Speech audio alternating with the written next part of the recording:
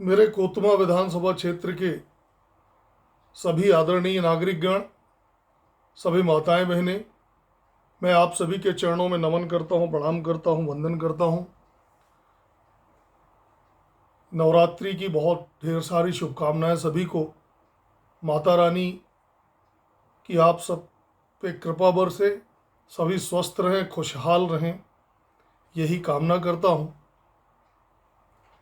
आज आपसे एक निजी अनुभव साझा करने की इच्छा हुई है, तो इस वीडियो के माध्यम से आपसे एक निजी अनुभव साझा कर रहा हूं।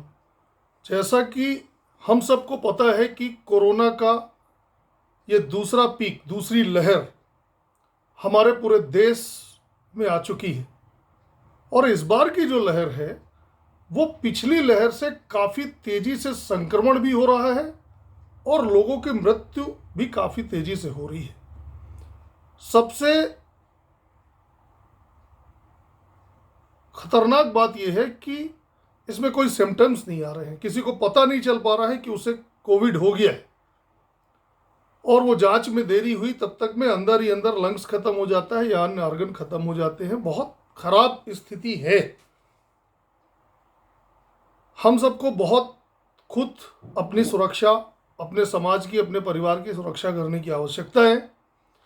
मैं जो निजी अनुभव साझा करने वाला हूं आपसे वो ये है कि अभी कल ही मेरे परिचित, मेरे क्षेत्र के दो लोगों को, एक परिवार के दो लोगों को कोविड हुआ।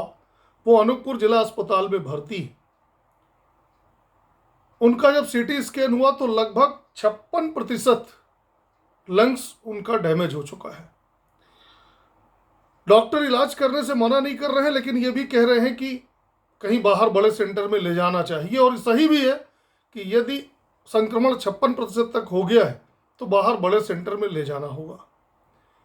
मैं कल कटनी, जबलपुर, भोपाल, ग्वालियर, बिलासपुर, कई जगह, शहडोल मेडिकल कॉलेज, कई जगह बात किया। सरकारी मेडिकल कॉलेजों में भी और प्राइवेट बड़े हॉस्पिटलों में भी, जबलपुर मेट्रो जैसे हॉस्पिटल में भी, भोपाल चिरायू में बात किया, जेके में बात किया।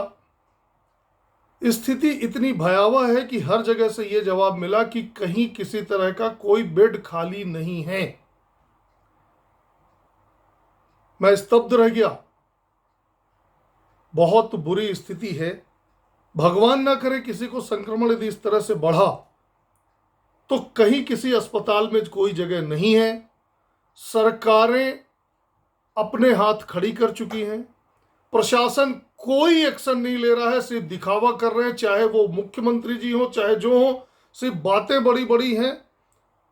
सुन लें अपन, जब वस्तु स्थिति में जाएं, होता क्या है कि हम जब तक खुद संक्रमित नहीं होते तब तक हमें लगता है कि जो ये कह रहे हैं वो बात सही है, लेकिन जब हम या हमारा कोई परिचित संक्रमित होता है, वो अस्पताल जाता है, वहां पे जो दुर्दशा हो रही है वो देख करके आत्मा कांप जाती है। मैं आज आप सबसे जुड़ने का मेरा मकसद यही था कि आप सबसे विनम्र अपील है मेरी कि सब लोग स्वयं की रक्षा खुद करें। किसी तरह से किसी सरकारी सुविधा या सरकारी उसकी उम्मीद ना करें। अपनी खुद सुरक्षा करें, मास्क लगा के रखें, घर के बाहर बहुत ज़रूरत पड़ने पे ही निकले, अन्यथा घर पे ही रहें, क्योंकि जान है तो जहान है। यदि घर के बाहर निकलना ही पड़े तो बराबर दूरी बना के रखें, बार बार सैनिटाइजर से या साबुन से हाथ धोते रहें, और जैसे ही थोड़ा सा भी हमें कुछ लगे तो तुरंत हम कोविड की जांच कराएं। जो 45 साल से ऊपर की माताएं, बहनें और जो नागरिक हैं वो कृपापूर्वक वैक्सीन सेंटर में जाकर के वैक्सीन लगाएं और बड़ी ही समझदारी से अपने आप को बचा के रखें। ध्यान रखें, ये बीमारी डरने वाले को और डराती है। अभी तक जितनी भी मौतें देखी गई हैं या जो भी देखा गया है, उसमें एक अनुमान लगाया गया है कि जिसने इच्छा शक्ति से इससे लड़ा है वो कोरोना से अपने घर पर भी रह के कुछ विटामिन, प्रोटीन, कुछ ऐसी इसकी दवाइयाँ हैं, वो लेकर के, भाप और काढ़ा वगैरह लेकर के घर पे ही ठीक होते हैं। हमने मरीजों को देखा है। लेकिन कुछ लोग जो डर गए, जिनकी इच्छा शक्ति कमजोर है, वो अस्पताल में अच्छा इलाज पाने के बाद भी काल के गाल में समा गए।